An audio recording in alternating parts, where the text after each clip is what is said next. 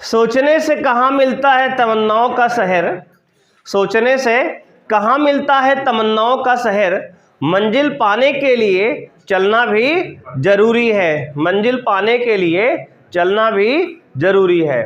Hello बच्चों, कैसे हैं आप लोग? उम्मीद करते हैं आप लोग बढ़िया होंगे। तो आज की क्लास में हम लोग बात करने वाले हैं वैद्युत स्थितिज ऊर्जा की, यानी कि इलेक्ट्रिक पोटेंशियल एनर्जी। बच्चे ध्यान देंगे, वैद्युत स्थितिज ऊर्जा है क्या? देखो बच्चे समझो, पहले एक व्यवस्था ए आपके पास है, पहले समझ लो फिर इसको डिफिनेशन लिखेंगे। व्यवस्था आपके पास एक ए है जिसमें दो आवेश Q1 और Q2 है। इनको व्यवस्था एक से आपको इनको व्यवस्था बी में ले जाना है और इनके बीच की कुछ सेपरेशन रखना है, इनके बीच की कुछ दूरी पर रखना है। समझो, वैद्युत स्थितिज ऊर्जा होती क्या है? अगर आपके पास दो आवेश है या दो से अधिक आवेश भी होंगे तब भी काम करेगा। सर एक आवेश हो तो भैया एक आवेश के कारण वैद्युत स्थितिज ऊर्जा शून्य होती है, डिफाइन नहीं है फिजिक्स में, ठीक है। दो या दो से अधिक आवेश के कारण होगी। बात क्लियर है? तो हमने कहा दो आवेश है और ये व्यवस्था ए में रखे हैं, इनको हमें व्यवस्था बी में ले गए तो इन दोनों के बीच की दूरियां बढ़ा दिया, है ना। जैसे मान लो दो दोस्त हैं, उनके बीच में तीसरी कोई आ जाती है, समझ रहे हो कि नहीं? तो उनके बीच की दूरी बढ़ जाती है, वैसे भी, है ना। बात समझ रहे हो कि नहीं? तो दो आवेश को व्यवस्था एक व्यवस्था से दूसरे व्यवस्था में ले जाने में वाह्य कारक द्वारा, वाह्य कारक कौन है? वही है ना, समझ रहे हो कि नहीं? वाह्य कारक द्वारा किए गए कार्य के बराबर होती है। वे समझ लो वैद्युत स्थितिज ऊर्जा है क्या, है ना।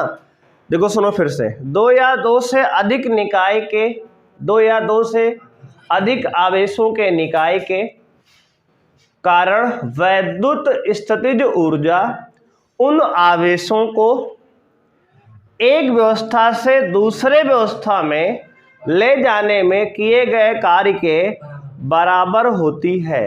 बात समझ में आई?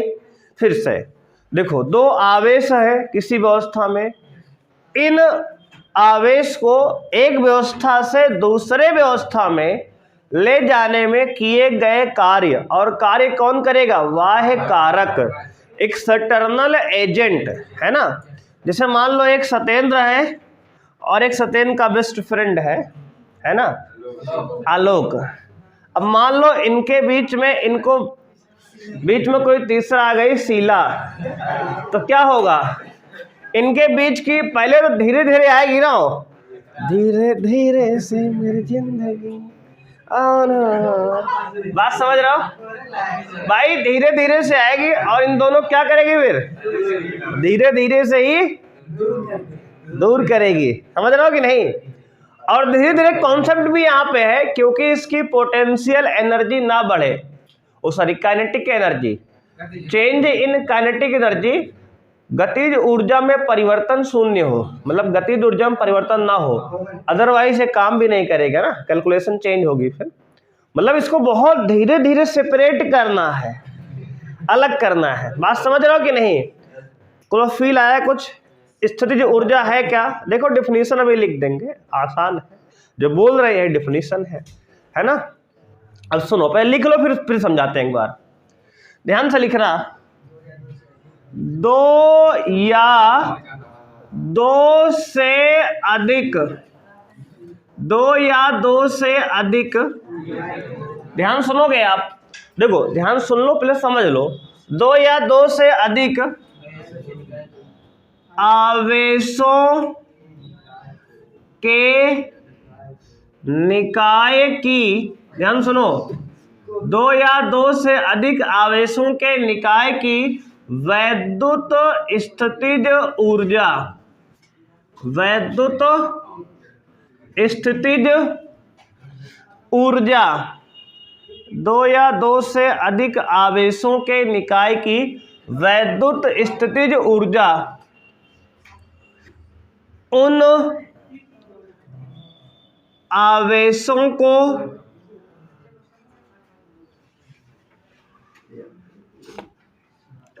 उन आवेशों को एक व्यवस्था से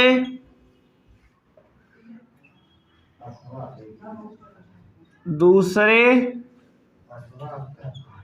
व्यवस्था में दो या दो से अधिक आवेशों के निकाय की वैद्युत स्थितिज ऊर्जा उन आवेशों को एक व्यवस्था से दूसरे व्यवस्था में ले जाने में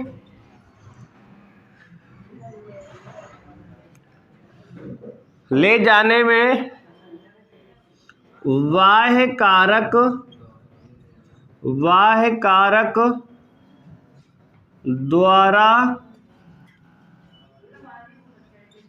किए गए कार्य के बराबर होती है। देखो भाई, जो हमने यहां समझाया वही बात यहां लिखी है। दो या दो से अधिक आवेशों के निकाय की वैद्युत स्थितिज ऊर्जा उन आवेशों को एक व्यवस्था से दूसरे व्यवस्था में ले जाने में बाह्य कारक द्वारा किए गए कार्य के बराबर होती है। ठीक है, देखो एक व्यवस्था ये है, दूसरी व्यवस्था ये है। अगर इसको हम उठा के दूसरी व्यवस्था में ले जाएंगे तो बाह्य कारक द्वारा किया गया कार्य है ना, कुछ ना कुछ कार्य करना पड़ेगा। तो जो कार्य किया गया है वही कार्य इनमें स्थितिज ऊर्जा में स्टोर हो जाएगा, संग्रहित हो जाएगा। बात समझ रहे हो? ये हमारे वैद्युत स्थितिज ऊर्जा की क्या है, परिभाषा है। बोलो, कोई समस्या किसी को यहां तक? अब देखो, जो नोट लिखेंगे, वैद्युत स्थितिज ऊर्जा जो होती है डेल्टा यू, वैद्युत स्थितिज ऊर्जा क्या है, डेल्टा यू बराबर होता है you final minus you initial. मान लेते हैं यहां स्थितिज ऊर्जा इनिशियल थी, यू आई, क्या थी, यू आई, यानी प्रारंभिक स्थितिज ऊर्जा यू आई थी, और ये अंतिम स्थितिज ऊर्जा यू एफ है। क्या है, ध्यान समझ लो, यू एफ है, फाइनल पोटेंशियल एनर्जी। प्रारंभिक स्थितिज ऊर्जा यू आई, अंतिम स्थितिज ऊर्जा यू एफ। इस व्यवस्था में एनर्जी मान लो यू आई थी, वहां यू एफ हो गई।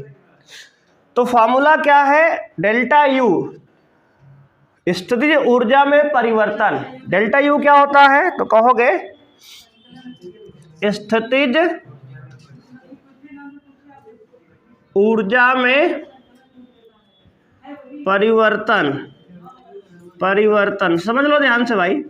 तो क्या होगा, अंतिम स्थितिज ऊर्जा माइनस प्रारंभिक स्थितिज ऊर्जा बराबर work done by external agent, बाह्य कारक द्वारा किया गया कार्य, बाह्य कारक द्वारा किया गया कार्य। ये हमारा इसका मेन फॉर्मूला है, जहां से ये मतलब बाह्य कारक द्वारा किए गए कार्य को ही हम वैद्युत स्थितिज ऊर्जा कहते हैं। बात समझ में आई? ये तो फॉर्मूला हो गया। अब देखो, ये जो व्यवस्था 1 है भैया, ये कहां होगी, तो कहोगे इन्फिनिटी पे होगी। कहां होगी, अनंत पर। मतलब ये अनंत से हम लेके आएंगे। क्यों, इसका नोट समझो, क्योंकि अनंत पर पोटेंशियल एनर्जी कितनी होगी, 0। कौन बताया है ये सब? ये सब जो है जिसने बनाया है, जिसने इसे बनाया। बात समझ रहा? जिसने बनाया है उसने बता दिया है वैज्ञानिकों ने कि अनंत पर वैद्युत विभव और वैद्युत स्थितिज ऊर्जा दोनों शून्य होती है। वैद्युत विभव बता चुके हैं आपको कि अनंत पर शून्य होता है, वैसे ही वैद्युत स्थितिज ऊर्जा भी अनंत पे क्या होती है, शून्य। किसने बनाया, तो कहोगे जिसने बनाया फिजिक्स को, उसने बता दिया, पहले से डिफाइन कर दिया। ठीक है, तो अनंत पर अगर वैद्युत स्थितिज ऊर्जा शून्य है तो यू आई क्या हो जाएगा, शून्य हो जाएगा। बात को समझो गहराई से भाई। तो यहाँ पे बचेगा डेल्टा यू बराबर अब देखो यू फाइनल को थोड़ी देर के लिए यू बोल दें, है ना। अब यू फाइनल या यू इनिशियल वही हो गया, मतलब यू तो इनिशियल 0 है तो यू फाइनल को यू बोल दिए। तो डेल्टा यू बराबर यू माइनस 0 बराबर वर्क डन यानी किया गया कार्य किसके द्वारा, तो कहोगे वाह्य कारक को एक्सटर्नल लिख दे EXT, वाह्य कारक द्वारा किया गया कार्य शॉर्टकट में। और यदि बराबर किसके होगा तो कहोगे माइनस ऑफ वर्क, कौन सा, किसी को याद है वर्क डन किसके निगेटिव के बराबर होता है, हाँ इलेक्ट्रिक फोर्स, वैद्युत बल के, वैद्युत बल के। ये पीछे वाली बात है इतनी, देखो ये इतनी पीछे वाली बात है, इसको पीछे बता चुके हैं कि वाह्य कारक द्वारा किया गया कार्य वैद्युत बल द्वारा किए गए कार्य के निगेटिव मान के बराबर होता है, क्योंकि दोनों का परिमाण लगभग समान और दिशा विपरीत होती है। तो इससे ये फॉर्मूला बन के आया। यहां तक सब कोई दिक्कत किसी को है जी, देख लो ध्यान से। तो वैद्युत स्थितिज ऊर्जा क्या होती है तो कहोगे u माइनस 0। अच्छा ये दो बिंदु में एक बिंदु अनंत पे लेने का कारण है क्योंकि देखो जैसे ध्यान सुनोगे, जैसे फिजिक्स में वैद्युत विभव किसी बिंदु का परिभाषित नहीं है, वैद्युत विभवांतर परिभाषित है, दो बिंदु के विभव का अंतर, वैसे ही फिजिक्स में किसी एक बिंदु पर स्थितिज ऊर्जा नहीं परिभाषित है, दो बिंदुओं के बीच की स्थितिज ऊर्जा परिभाषित है, ठीक है ना। इसलिए जो है हम लोगों ने एक बिंदु को अनंत लिया जिससे कि हम किसी एक बिंदु का विभव या वैद्युत स्थितिज ऊर्जा निकाल पाए, है ना। जैसे हमने वहां विभव में किया था, ये सब देखो प्री प्लानिंग है हर चीज की। अगर यहाँ अनंत को ना लेते तो ये 0 ना होता विभव यहाँ का, तो फिर किसी एक बिंदु का विभव हम निकाल ना पाते। बात समझ रहे हो ना, इतना नोट कर लिए, पहले बताओ कोई समस्या किसी को यहाँ तक है, देख लो। तो वैद्युत स्थितिज ऊर्जा में परिवर्तन डेल्टा यू बराबर क्या हो गया, डेल्टा यू बराबर यू माइनस 0 मतलब यू ही है, बराबर वाह्य कारक द्वारा किया गया कार्य, और बराबर क्या होगा माइनस वैद्युत बल द्वारा किया गया कार्य। दोनों में से कोई भी एक बोल सकते हो आप। बात समझ में आई। अब देखो इसको मिटा ले, डेफिनेशन नोट कर लिए ना जी। अब देखो ध्यान से, इसको एक तरीके से और डिफाइन किया जा सकता है।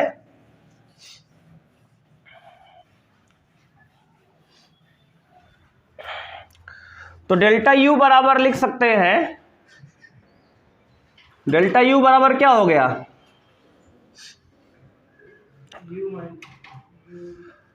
वाह्य कारक द्वारा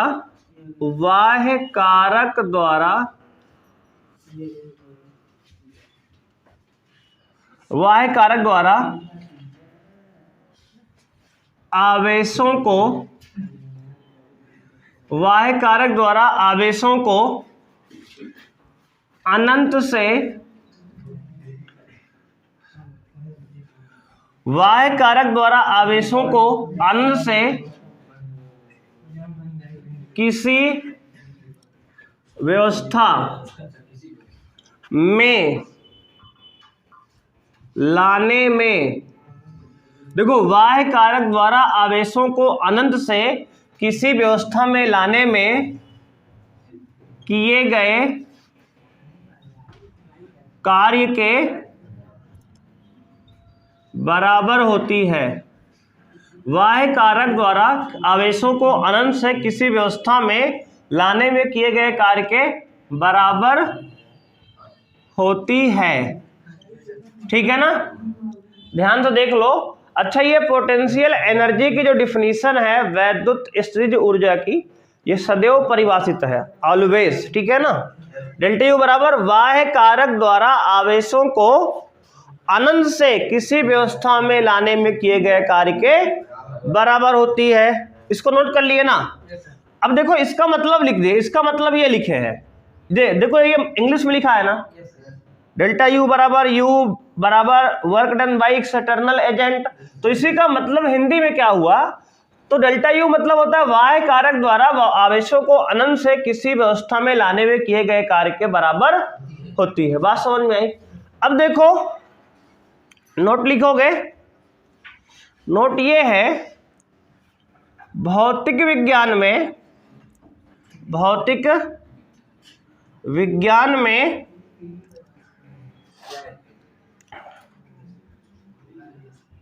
किसी एक आवेश के कारण स्थितिज ऊर्जा क्या होती है? स्थितिज ऊर्जा शून्य होती है। किसी एक आवेश के कारण स्थितिज ऊर्जा, किसी एक आवेश के कारण स्थितिज ऊर्जा नहीं होती है, आवेशों के निकाय के कारण, मतलब दो या दो से अधिक आवेश चाहिए। बात समझ रहे हो?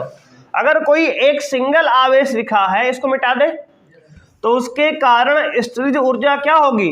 देखो नोट को ध्यान से, भौतिक विज्ञान में किसी एक आवेश के कारण स्थितिज ऊर्जा, यहां लगा लो वैद्युत भी, वैद्युत स्थितिज ऊर्जा क्या होती है? शून्य भाई, क्योंकि एक आवेश के कारण स्थितिज ऊर्जा नहीं होती है, शून्य होती है। अभी देखो इसको हम डायग्राम समझा रहे हैं इस बात को, ठीक है? नोट लिख रहे हैं इस बात को ध्यान। अगर एक आवेश है तो उसके कारण स्थितिज ऊर्जा शून्य होती है। जैसे सत्येंद्र अकेले हैं, तिनका अकेले कोई अस्तित्व तो नहीं है भाई, है ना? जब तक वो ना आएगी, है ना? अकेले आदमी क्या करेगा, है ना? बात समझ रहे हो कि नहीं? तो भौतिक विज्ञान में किसी एक आवेश के कारण वैद्युत स्थितिज ऊर्जा क्या होती है? शून्य होती है। सेकंड पॉइंट, और बात सुनेंगे, अब सुनो। वैद्युत स्थितिज ऊर्जा दो बिंदुओं के बीच परिभाषित है। बात समझ रहे हो? वैद्युत स्थितिज ऊर्जा क्या है?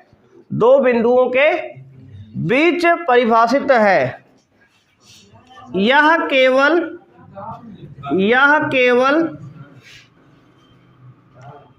दो या दो से अधिक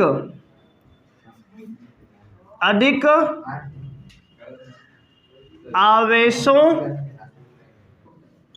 के कारण परिभाषित है।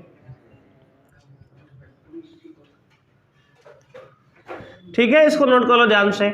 ये कुछ नोट है, आपको याद रखना है कि वैद्युत स्थितिज ऊर्जा भाई कब डिफाइन है? दो या दो से अधिक आवेशों के कारण परिभाषित है। आवेशों के निकाय के कारण, ठीक है? आवेशों के, यहां निकाय भी लगा लो, निकाय के कारण परिभाषित है। अगर आपसे पूछे हम किसी एक आवेश के कारण वैद्युत स्थितिज ऊर्जा कितनी होती है? शून्य होती है। ठीक है ना? हाँ, ये बात हमें ध्यान देनी है। अच्छा, जैसे स्थितिज ऊर्जा आप पढ़े थे केवल, ग्रेविटेशनल पोटेंशियल एनर्जी, गुरुत्वीय स्थितिज ऊर्जा, उसका फॉर्मूला याद है किसी को? U बराबर mgh। लेकिन उसको भी हम एक बिंदु को ग्राउंड मान लिए थे, पृथ्वी, और ग्राउंड से उठा रहे थे यम द्रव्यमान के पिंड को, गुरुत्वीय त्वरण g है ऊंचाई h में, तो U बराबर mgh आया था। हालांकि ये भी दो बिंदुओं के बीच डिफाइन है। एक पृथ्वी थी जिसका गुरुत्वीय स्थितिज ऊर्जा शून्य होती है और किसी ऊंचाई तक ले गए हो, केवल दो बिंदुओं के बीच ही परिभाषित है ये। बात समझ रहे हो?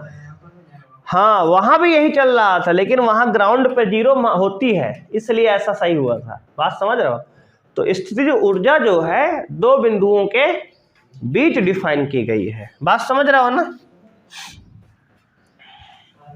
चलो, अब हम लोग क्या पढ़ेंगे, नोट कर लिया ना इसको? चलो जी, इतना समझने के बाद भाई अब डाल लो हेडिंग, दो या दो आवेशों के निकाय के कारण वैद्युत स्थितिज ऊर्जा। और समझते हैं, दो आवेशों के निकाय के कारण वैद्युत स्थितिज ऊर्जा। ठीक है, डाल लिए हेडिंग जी? क्या डालोगे? दो आवेशों के निकाय के कारण, दो आवेशों के निकाय के कारण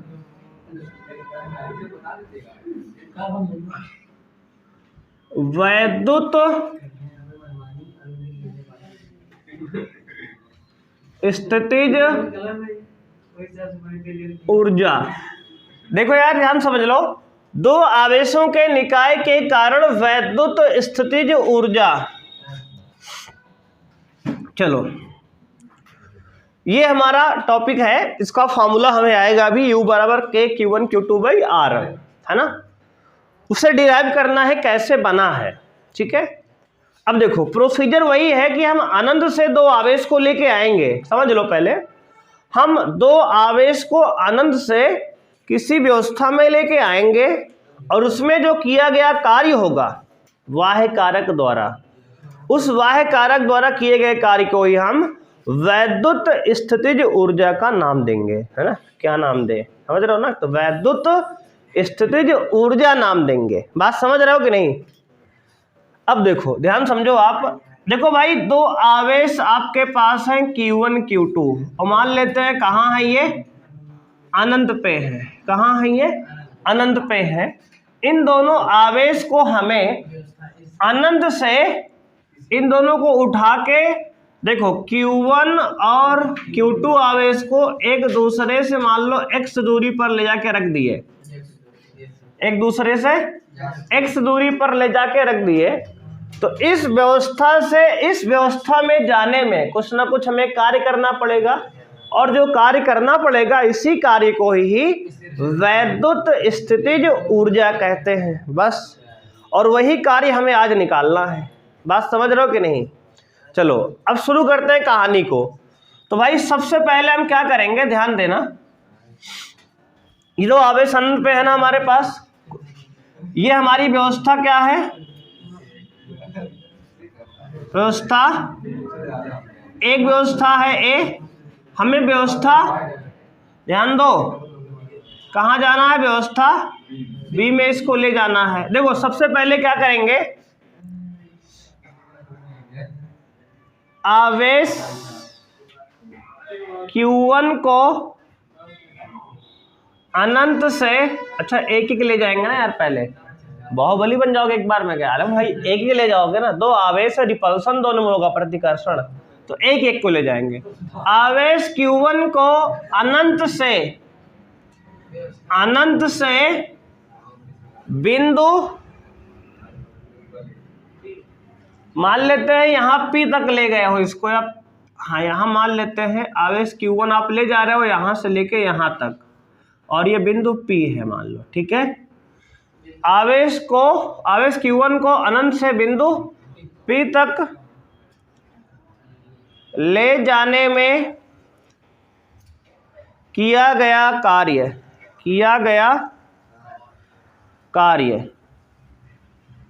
W1 बराबर, देखो अब समझो बात को, अब आवेश Q1 को अनंत से बिंदु P तक ले जा रहे हैं। कहाँ तक ले जा रहे हैं, अनंत से बिंदु P तक ले जा रहे हैं। ये बताओ यहाँ पहले कोई चार्ज था Q1 के आने से पहले, पूरा खाली था ना, तो देखो यहाँ कोई अपोज तो करेगा नहीं, विरोध, है ना। बात समझ रहे हो कि नहीं। तो इसको हल्का सा टच कर देंगे, है ना, जैसे तुमको वो टच करती है ना, थोड़ा सा हाथ जैसे ही रखी कंधे पे, भाई बस। बात समझ रहे हो कि नहीं। तो वैसे ही हल्का सा, देखो ध्यान से समझ लो, है ना, जैसे ही हल्का सा टच करोगे ऑटोमेटिक ये भागना शुरू कर देगा। बात समझ रहे हो, ये धीरे धीरे चलना शुरू कर देगा और धीरे धीरे चल के यहाँ पहुंच जाएगा 200-400 साल में, मतलब बहुत लंबा समय लगेगा भाई, क्योंकि बहुत स्लो ले जाओगे इसको ना, क्योंकि इसमें किया गया कार्य जानते हो क्या होगा। देखो यहाँ हल्का सा आपने टच किया और यहाँ आके हल्का सा रोक लिया बस, तो इसमें किया गया कार्य 0 होगा। बात को समझो। आपने कोई कार्य नहीं किया, क्योंकि सर हमने हाथ तो ऐसे लगाया था, अरे भाई ऐसे हल्का सा पुश किया है आपने, बहुत थोड़ा सा प्यार से, बात समझ रहे हो कि नहीं, बस प्यार से हाथ रख दिया बस इस पे, ऐसे ही चलने लगा, और ये बहुत तेज नहीं जाएगा, सुनो बहुत तेज नहीं जाएगा, नहीं तो उसकी गतिज ऊर्जा बदल जाएगी भैया, और बहुत धीरे धीरे धीरे धीरे, बात समझ रहे हो कि नहीं, बहुत धीरे धीरे आएगा, लगभग 400-600 साल लग जाएंगे। तो कहोगे तब तक प्रैक्टिकल, अरे एक्सपेरिमेंट होता रहेगा यार, तब तक तुम्हारे पोते होते फिजिक्स पढ़ रहे होंगे, है कि नहीं, उसमें क्या दिक्कत है। मतलब बात ये है कि बहुत आराम से इसको धक्का देना है और धीरे धीरे आ जाएगा ये। तो इसमें हम लोग ऐसा मानते हैं कि इसमें किया गया कार्य शून्य है। कॉन्सेप्ट है फिजिक्स का कि आपने हल्का सा टच किया है, बस टच करने से कार्य नहीं होता है ना। बात समझ रहे हो कि नहीं, समझ रहे हो। जैसे मान लो कभी जो है तुम बैठे रहो पढ़ रहे हो और चिंटी आती है और तुम्हारे कंधे पे हाथ रखती है ऐसे, और सत्येंद्र क्या हाल है, बात समझ रहे हो। तो भाई उतना टच करने से है ना, बात समझ रहे हो कि नहीं, इतना सा टच करने से क्या रहा है, कोई कार्य हुआ यहाँ पे, बोलो जी, कोई कार्य हुआ नहीं भाई, लेकिन मन की फीलिंग जग गई है ना, कोई कार्य भी नहीं हुआ ना, ठीक है, बात समझ में आई, बोलो हाँ या ना। अब देखो आगे, ये धीरे धीरे आवेश यहाँ तक आया, और जब यहाँ पहुंचा होगा तो हल्का सा हम रोक लिए होंगे, हल्का सा रुक जा है ना, रोक लिए बस, बात समझ में आई। ऐसा मानते हैं कि इसमें किया गया कार्य क्या है, जीरो है, क्योंकि यहाँ कोई आवेश दूसरा नहीं था जो इसको विरोध करता, अपोज करता या अट्रैक्ट करता, है ना, बात समझ रहे हो। जैसे मान लो कोई जगह कोई नहीं है, किसी बाग ओग में तुम आराम से गए हो, आराम से बढ़िया बैठे हो, टहल रहे हो, दौड़ रहे हो, कुछ भी कर रहे हो, अगर वहाँ कोई होता, मान लो बाग का मालिक होता, तुम्हें दौड़ाए डंडा लेके, है ना, है ना, मान लो अगर कोई और बढ़िया सुंदर कन्या होती बाग में, तुम उधर अट्रैक्ट हो जाते, है कि नहीं, तो कोई है ही नहीं, ना तुम अट्रैक्ट हो रहे हो ना तुम रिपेल हो रहे हो उधर जाके। बात को समझो गहराई से, कॉन्सेप्ट को समझो। मतलब अगर प्लस चार्ज होता, तुम भी प्लस इधर से गए हो तो रिपेल होता। जब सुंदर कन्या वाली बात हो गई है, अगर मान लो बाग में सुंदर कन्या बैठी है आम के पेड़ के नीचे, तुम ऑटोमेटिक उधर अट्रैक्ट हो जाओगे, क्यों जी, बात समझ रहे हो कि नहीं। और मान लो उसके पापा बैठे हैं तो रिपेल हो जाओगे, पक्की बात है ना। 140 की स्पीड से रिपेल हो गए, है ना, सीधे अपने घर में आ गिरोगे, बात समझ रहे हो। मतलब इधर कोई है ही नहीं, तो इधर कोई ना अट्रैक्शन ना कोई रिपल्सन, तुम आराम से छू दिए भाई, चलना शुरू कर दिया, धीरे धीरे धीरे धीरे आ गया यहाँ पे, बात समझ रहे हो, कोई समस्या है। पहले आवेश को लाने में किया गया कार्य क्या है, शून्य है, इतनी बात समझ में आ गई। अब देखो भाई बात को समझो, कॉन्सेप्ट है क्या गहराई से, फॉर्मूला तो बन ही जाएगा अभी। अब देखो इससे x दूरी पर एक बिंदु मान लेते हैं हम, p की जगह q मान लेते हैं, p के बाद, अच्छा आवेश q है तो यहाँ कुछ और मान लेते हैं, p r मान लेते हैं, r बिंदु पर। अब देखो हम क्या कर रहे हैं, आवेश q2 को कहां से कहां ला रहे हैं, अनंत से r बिंदु पे लाएंगे। अब देखो लिखेंगे आवेश Q2 को अनंत से बिंदु R तक लाने में किया गया कार्य। देखो कार्य निकालने का तरीका होता है भाई, देखो अब कार्य निकाल लेंगे।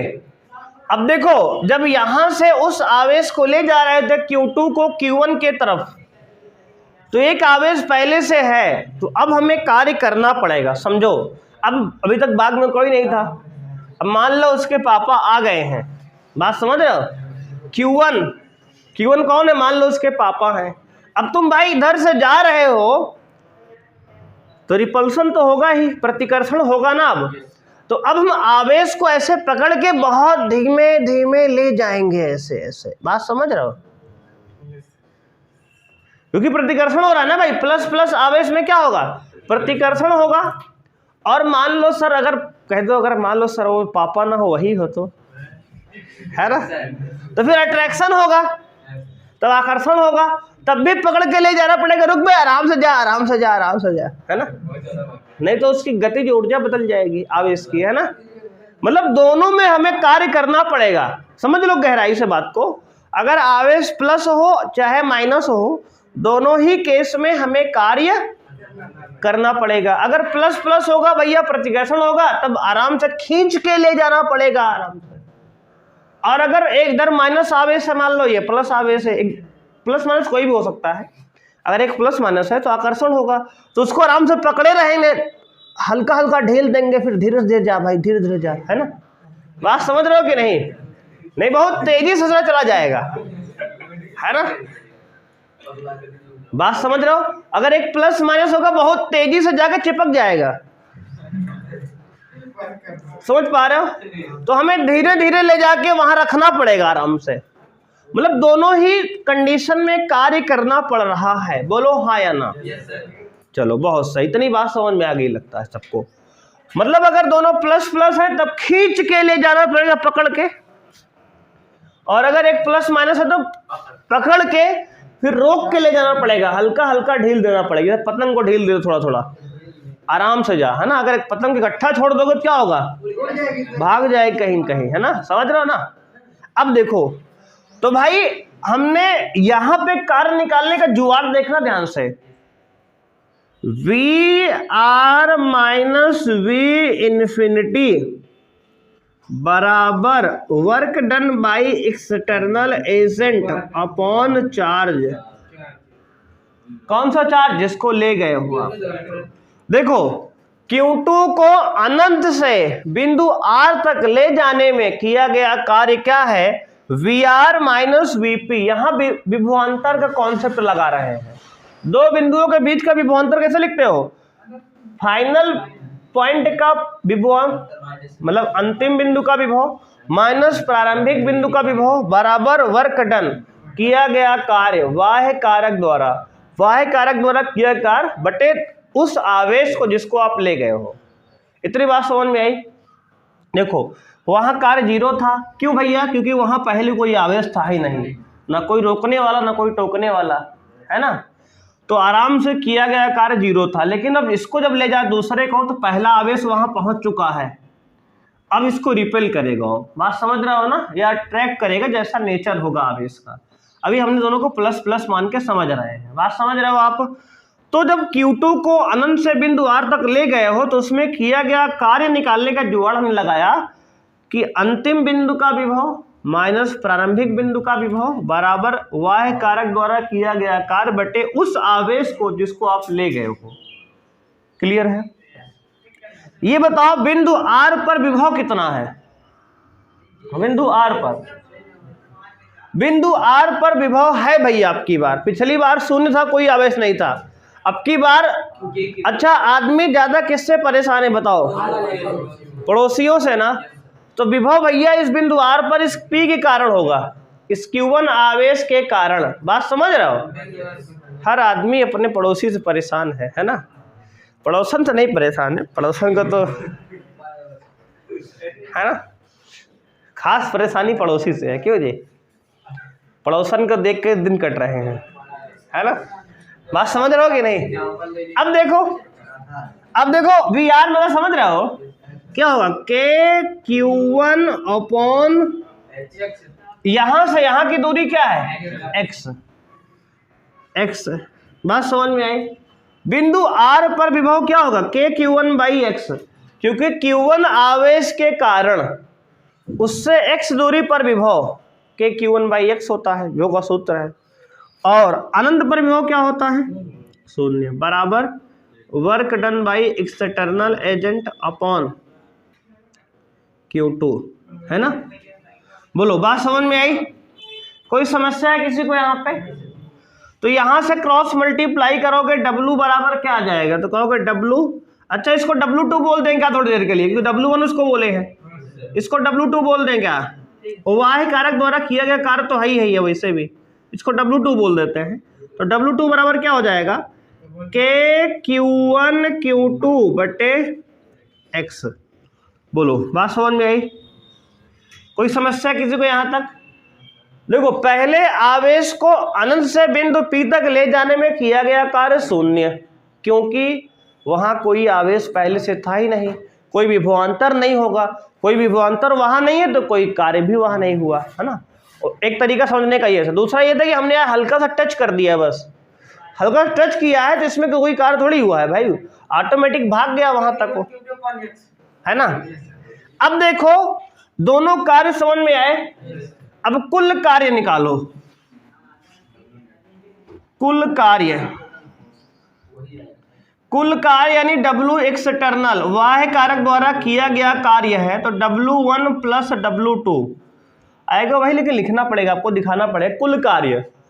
हम डेरिवेशन कर रहे हैं, सब कुछ दिखाएंगे। W1 0 है प्लस KQ1 Q2 बटे X, तो कुल कार्य आ गया KQ1 Q2 अपॉन X। बात समझ में आई? अब हम लोग जानते हैं वैद्युत स्थितिज ऊर्जा में परिवर्तन क्या होता है। वैद्युत स्थितिज ऊर्जा में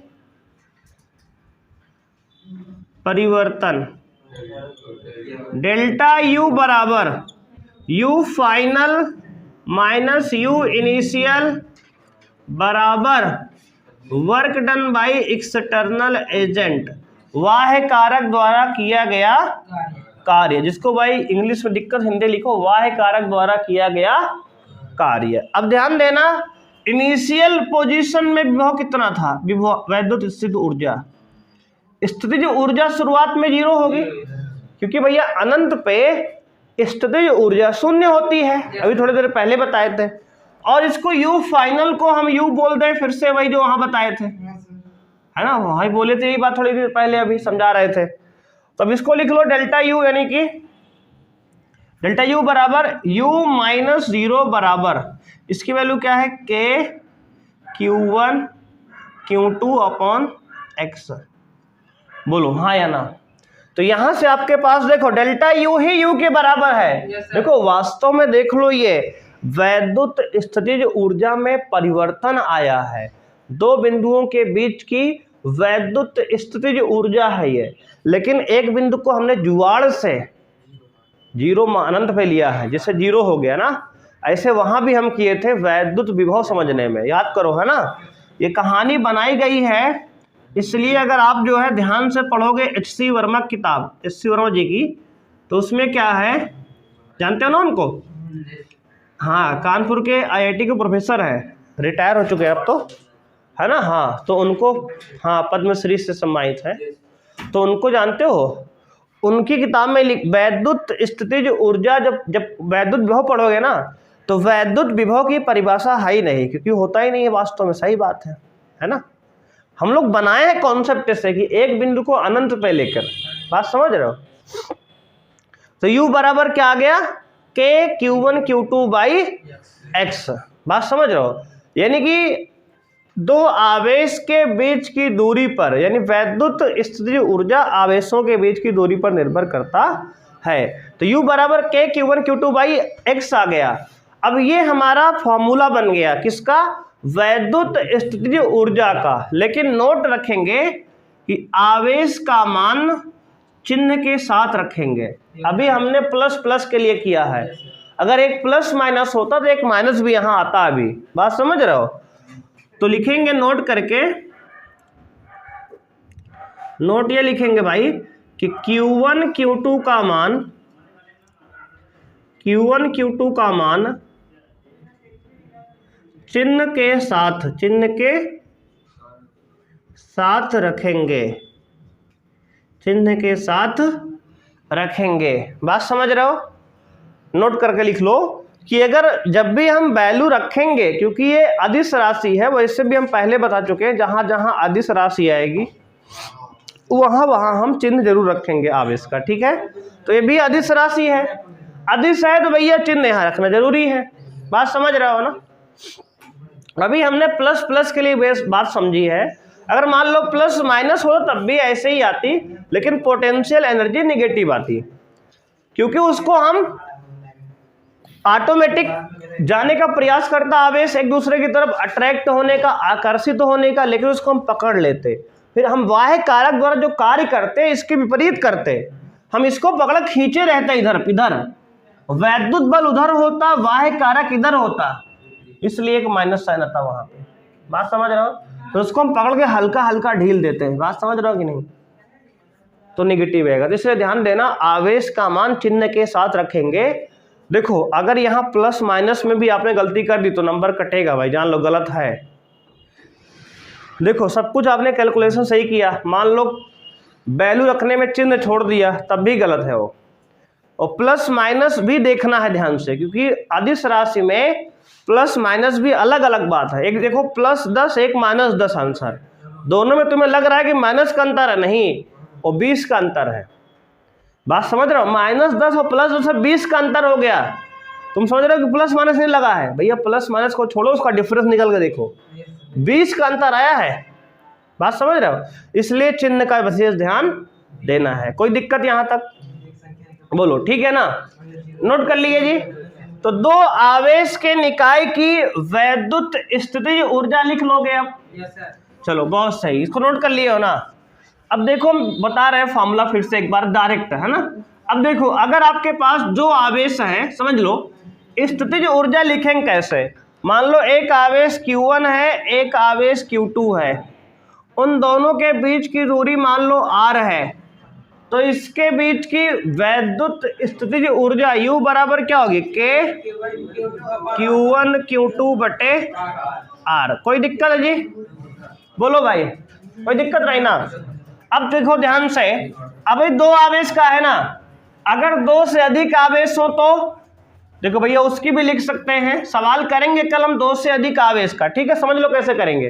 जैसे मान लो एक आवेश है Q1, एक आवेश है Q2, एक आवेश है Q3, देखो ये, और इन सबके बीच की दूरी कुछ है। इसको मान लो हमने कह दिया x1, इसको कह दिया x2, इसको कह दिया x3। अब ध्यान देना, अगर तीन आवेश का निकाय है, दो के लिए फॉर्मूला डिराइव कर दिया, हमारे बोर्ड के सिलेबस में 2 ही है, तो अगर 3 हम डिराइव कर देंगे ऐसे ही, लेकिन बोर्ड में आता नहीं प्रूफ, ठीक है? सवाल आएंगे तो अगर जैसा कहोगे अगली क्लास में कहो तो हम प्रूफ भी करा देंगे इसको ऐसे ही, ठीक है? अभी समझ लो पहले।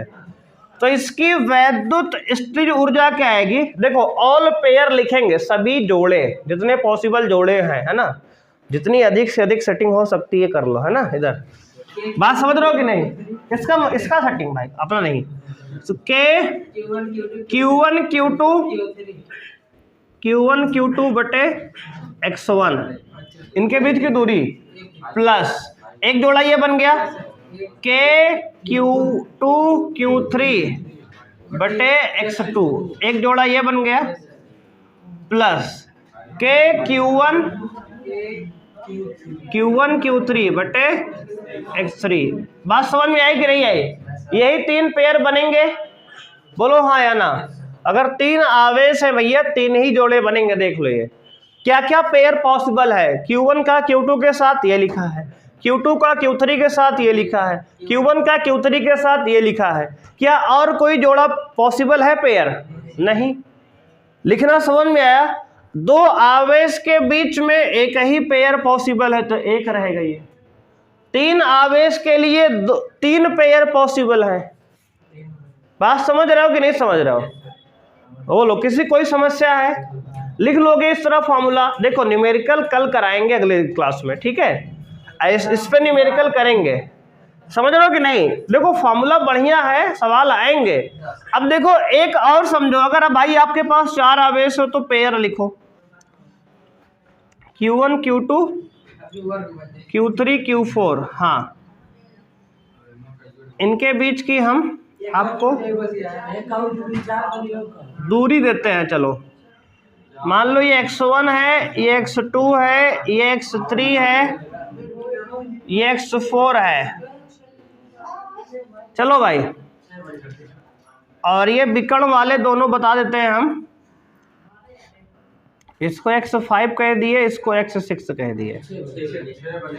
दिख रहा है ना, जितनी दूरी बनी उतना बनेगा, 6 बनेगा, समझ गए हो पहले ही। लिख लोगे ना इसका?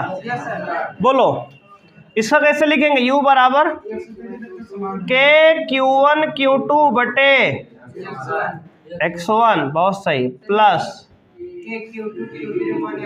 k q2